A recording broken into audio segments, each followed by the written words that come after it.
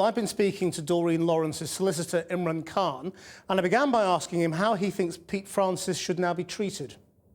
He should be treated as a witness. What we're concerned about, and what certainly Doreen Lawrence is concerned about, is that if he goes to the police behind closed doors and gives information which is relevant to what she wants to know and what the public wants to know, we don't know how that information is going to be treated and how he's going to be treated. Now, what we all know over the last 20 years is the Lawrence family have been given assurances and reassurances. The police, the Met Police in particular, were dealing with their case properly, and time again, that particular statement has been borne out to be completely untrue. We don't want a situation where Peter Francis has been taken in, treated, dismissed, his evidence completely contradicted, and this is all done behind closed doors. What we want him to do is to give his evidence in open so that everyone knows what he's saying and everyone knows how he's treated. You wrote 13 questions to the Met after these allegations first surfaced. What did they say in response? Well, they confirmed that Peter Francis, the records indicating that what Peter Francis is saying is accurate. Records indicate that undercover officers were deployed to look into campaigners and supporters of the Lawrence campaign, Lawrence family. So quite clearly what Francis appears to be saying is true, but we only take what he says at face value. What we want to happen, what certainly Doreen wants to happen, there to be a public inquiry. Peter Francis comes along to that inquiry, gives his evidence in the open, we can question him, the police can question him, and everything is out in the open. So what you're saying is the Met have said to you that police were deployed to look into smearing the Lawrence family and the people around them? Oh, absolutely, and you can't... But the Met haven't come out and said that openly, have they? No, they haven't, and what we understand is that there are investigations taking place behind the scenes, Operation Hearn being one of those with Mick Creedon, and we don't know the result of that. We don't know what they're going to find. The question is for Doreen is, how do I trust what they're telling me if it's all behind closed doors? How do I trust how they're going to treat somebody who has in fact whistleblowed and is trying to help the family by coming out and telling them things that they didn't know anything about? Do you think the police want to get to the bottom of this? I'm sceptical about that. Of course, you hope that they want to get to the bottom of this, but what we've seen is them not encouraging a public inquiry, but saying, trust us, we know what we're doing. And now we hear that they want to prosecute, or certainly that they're not giving Peter Francis immunity from prosecution. I would have thought that the first thing they want to do was say, look, we're not going to do anything to give us all the information so that we can properly investigate it. And do you have confidence in the Commissioner, in Bernard Hogan-Howe? Well, the way Doreen Lawrence left the meeting, when we had a meeting at that time, was to say that he appears to be doing the right thing. One can only have faith if you get results.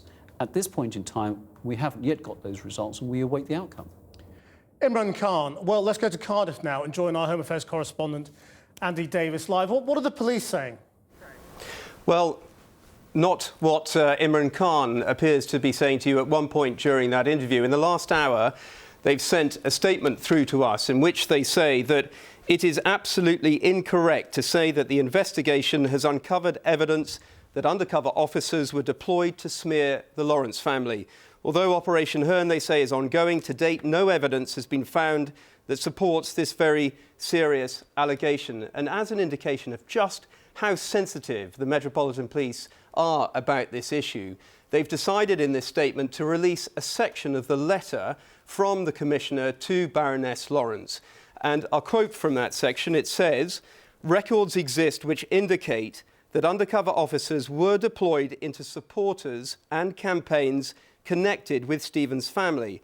At this time, we are unable to verify Peter Francis's other allegations, but records continue to be searched, and therefore this position may change." And they go on to assert a position which they say was outlined before MPs in July, which is essentially this. Yes, there were undercover officers deployed in relation to the campaign, 3 undercover officers, we understand.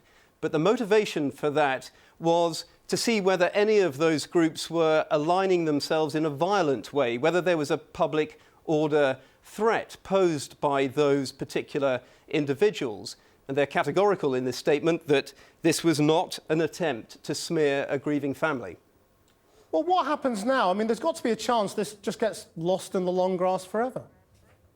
Well, the Home Secretary hasn't ruled out a public inquiry, but the whole prospect of a public inquiry depends upon the two current inquiries ongoing, the police one and the one by a QC, into these claims. But what today shows is just how crucial it is for these current inquiries to be able to speak to Peter Francis, to assess what he's saying and examine what he's saying.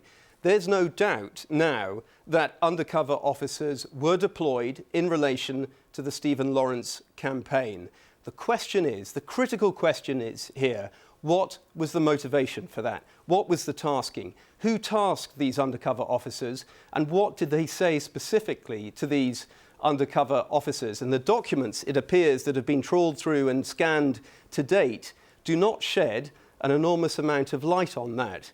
And you have to assume that without Peter Francis speaking to these current inquiries, it's going to be very difficult for these inquiries to make progress on this absolutely critical and central point. Andy Davis, thanks very much.